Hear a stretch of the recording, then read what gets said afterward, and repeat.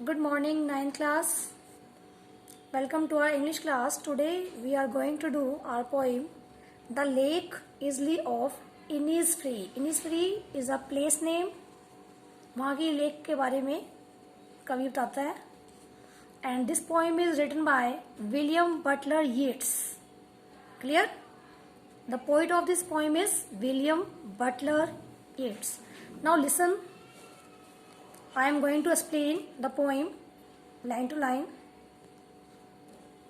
Look. I will arise and go now. In these lines, the poet is saying that I will arise and go now. Clear?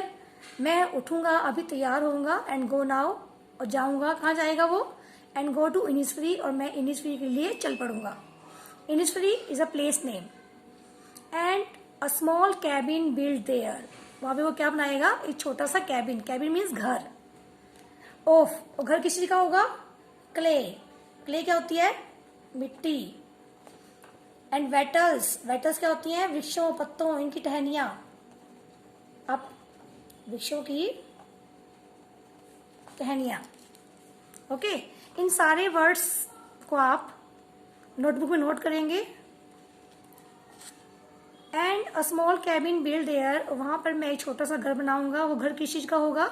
Of clay and वेटल्स made, जो मिट्टी से बना होगा और वृक्षों की पत्तों की से बना होगा. 9 बीन रोज. 9 बीन रोज. यहाँ बीन जो है वो सेम की फलियां है.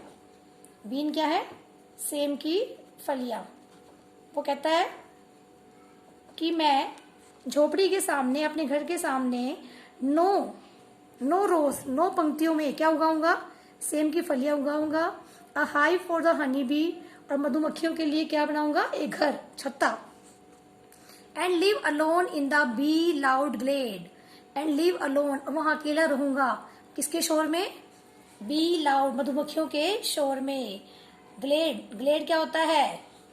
मधुमक्खियों की गुनगुनाहट. बी लाउड ग्लेड, मधुमक्खियों की गुनगुनाहट से भरी हुई. ग्लेड होता है ओपन स्पेस. ग्लेड को हम क्या बोलेंगे? Open space. एक खुली जगह में मैं वहां आराम से रहूंगा. Now come to next paragraph passage. And I shall have some peace there. क्या कहता है?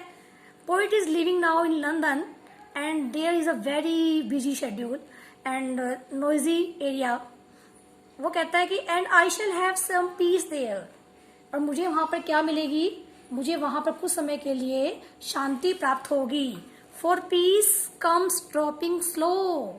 कहता है क्योंकि शांति रूपी बूंदें. पीस कम्स, शांति आती है. ड्रॉपिंग स्लो, धीरे धीरे आती है. Dropping from the veils of the morning. कहां से आती है वो? Dropping from the veils of the morning. कहते हैं शांति कभी भी अचानक से हमें प्राप्त नहीं होती. वह हमें धीरे धीरे बूंदों के रूप में प्राप्त होती है. मतलब वेल्स ऑफ मॉर्निंग का मतलब क्या है? प्रातः जो धुंध गिरती है ना, हल्की हल्की धुंध गिरती है, कहते हैं वो शांति मुझे उस धुंध से प्राप्त होती है. Where the cricket. क्रिकेट यहाँ पे वो नहीं जो हम खेलते हैं. झिंगुर. झिंगुर होता है एक. झिंगुर. कहता है मुझे शांति कहाँ मिलती है? जहाँ हल्का सा वहां झिंगुर कोई गाना गा रहा हो. There midnight's all a glimmer. वहां आधी रात के समय क्या होता है? हल्का सा प्रकाश दिखाई देता है. And noon a purple glow. और जो दोपहर है वो बैंगनी कलर की होती है. And evenings full of linnet's wings. और जो सायकाल है, जो इवनिंग का टाइम है, वो हर तरह चारों ओर चिड़िया उड़ती हुई और गाती हुई दिखाई देती है. लिनेट्स विंग, यहाँ स्पैरो, चिड़िया, इनसे मतलब है. ठीक है. Next. I will arise and go now. मैं उठूंगा और अभी जाऊंगा. For always night and day. और कहता है कि मैं पूरी रात और दिन भर क्या करूंगा? I hear the lake water. जो झील का पानी है. लैपिंग. लैपिंग क्या होता है?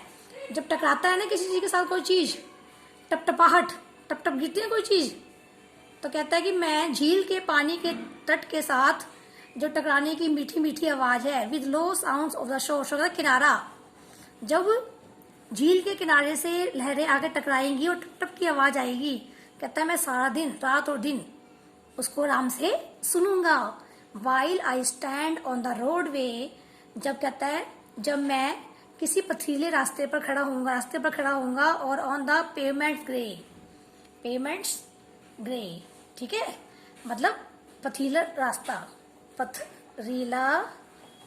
रास्ता, ठीक है।